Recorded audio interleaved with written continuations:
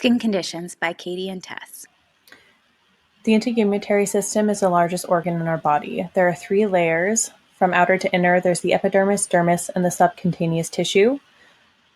The 4 main functions of the skin are for sensory input, protection, thermoregulation, and a warning system. Skin conditions are common in the pediatric group because the epidermis is loosely attached to the dermis in this stage of physical development. This can cause the layers to separate easily, thus leading to inflammatory responses. Most of the time, these skin conditions are reversible. Common causes of skin conditions are bacteria entering the skin, fungus, parasite, and microorganisms living within the skin, viruses, allergens, genetics, and a weakened immune system.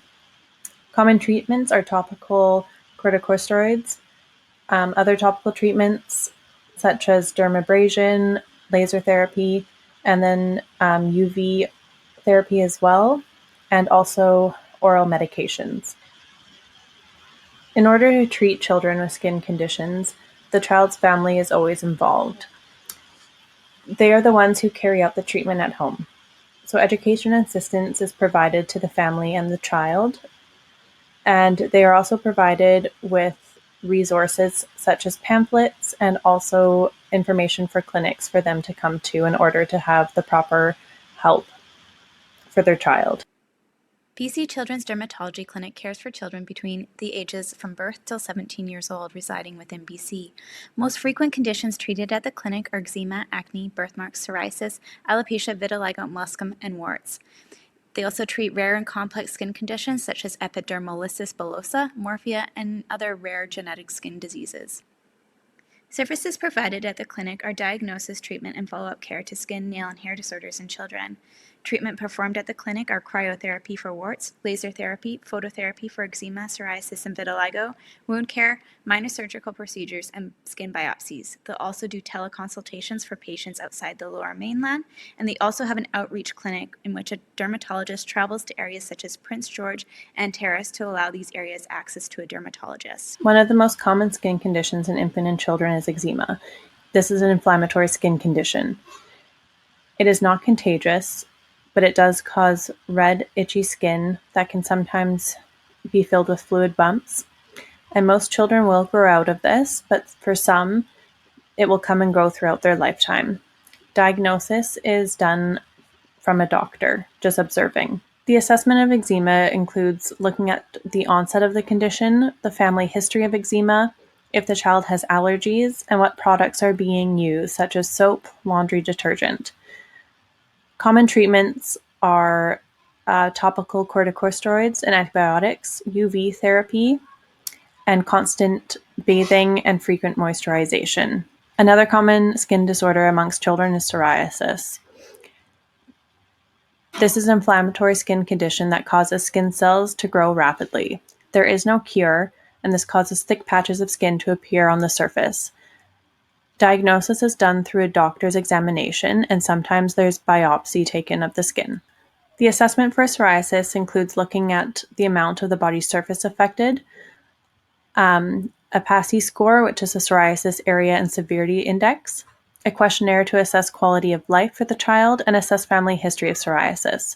Treatment includes vitamin D ointment, topical steroids, UV therapy, and oral medications. Epidermolysis bullosa, also known as EB, is an inherited disease caused by a genetic defect in skin molecules that results in proteins essential for skin integrity to be reduced, abnormal, or absent. Common characteristics are blisters, lesions on the skin, and mucous membranes. Common areas that are affected are sites of friction, hands, and feet. Subtypes will also affect the internal organs such as the esophagus, stomach, and respiratory system. There are 4 types of EB: simplex, junctional, dystrophic, and Kindler syndrome. Simplex is abnormalities in proteins present in the outer layer of the epidermis. Junctional is abnormalities in proteins found at the meeting point between the superficial and deep skin layers. Dystrophic is abnormalities in type 7 collagen protein. And Kindler syndrome is a skin condition that causes skin fragility early in life and is caused by an autosomal recessive gene. Diagnosis of EB is done through a skin biopsy and a mutational analysis through blood testing of genes.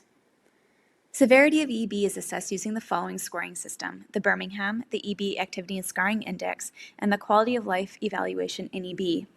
Treatment involves gene or cell-based therapy. The primary goal for treatment is protection of skin and prevention of blisters.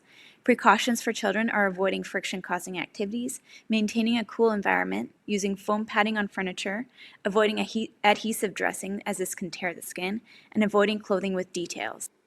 The next slide, you'll get to see a video of a child named Jonathan.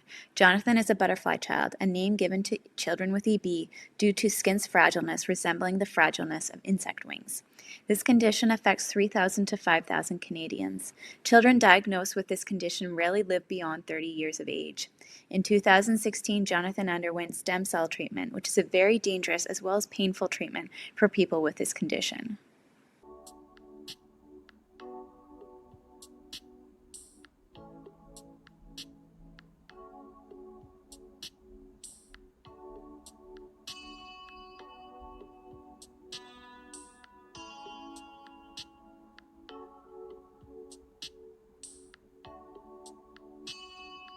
Alright, boys, it's time to play. Go, Sens, go.